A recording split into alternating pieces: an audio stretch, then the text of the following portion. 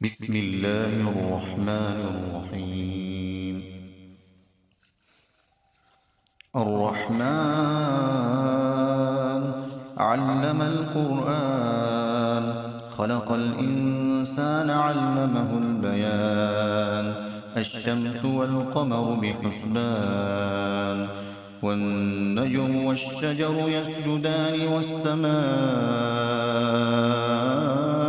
رفعها ووضع الميزان ألا تطغوا في الميزان، وأقيموا الوزن بالقسط ولا تخسروا الميزان.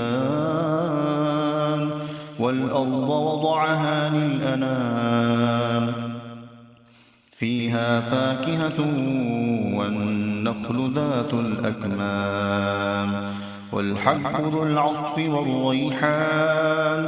فبأي آلاء ربكما تكذبان؟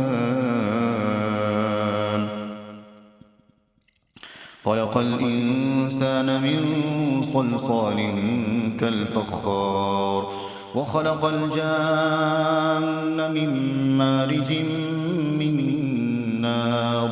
فبأي آلاء ربكما تكذبان؟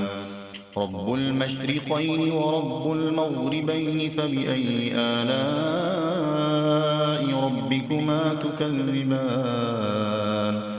مرج البحرين يلتقيان، بينهما برزخ لا يبغيان. فبأي آلاء ربكما تكذبان؟ يخرج منهما اللؤلؤ والمرجان. فبأي آلاء ربكما تكذبان؟ وله الجوار المنشآت في البحر كالأعلام. فبأي آلاء ربكما تكذبان؟ كل من عليها فان، ويبقى وجه ربك ذو الجلال والإكرام. فبأي آلاء ربكما تكذبان؟ يسأله من في السماوات والأرض كل يوم هو في شأن. فبأي آلاء ربكما تكذبان؟ سنفرغ لكم أيها الثقلان. فبأي آلاء ربكما تكذبان؟ يا معشر الجن والإنس إن استطعتم أن تنفذوا من أقطار السماوات والأرض فانفذوا، لا تنفذون إلا بسلطان. فبأي آلاء ربكما تكذبان؟ يرسل عليكما شواظ من نار ونحاس فلا تنتصران. فبأي آلاء ربكما تكذبان؟ فإذا انشقت السماء فكانت وردة كالدهان. فبأي آلاء ربكما تكذبان؟ فيومئذ لا يسأل عن ذنبه إنس ولا جان. فبأي آلاء ربكما تكذبان؟ يعرف المجرمون بسيماهم فيؤخذ بالنواصي والأقدام. فبأي آلاء ربكما تكذبان؟ هذه جهنم التي يكذب بها المجرمون، يطوفون بينها وبين حميم آن.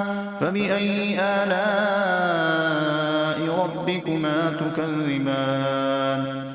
ولمن خاف مقام ربه جنتان.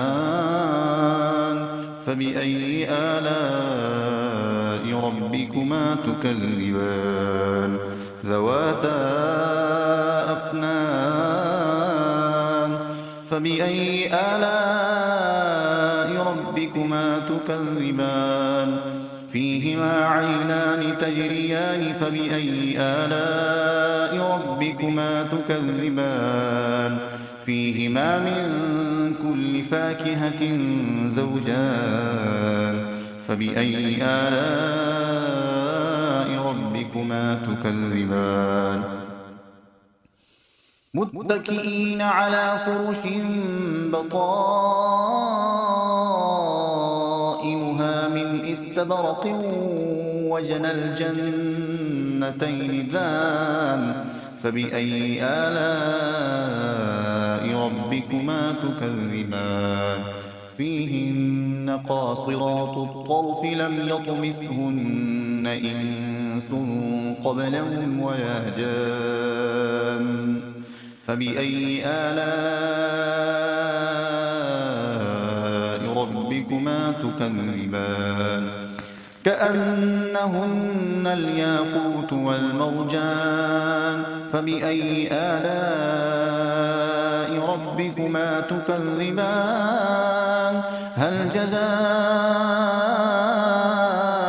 الإحسان إلا الإحسان فبأي آلاء ربكما تكذبان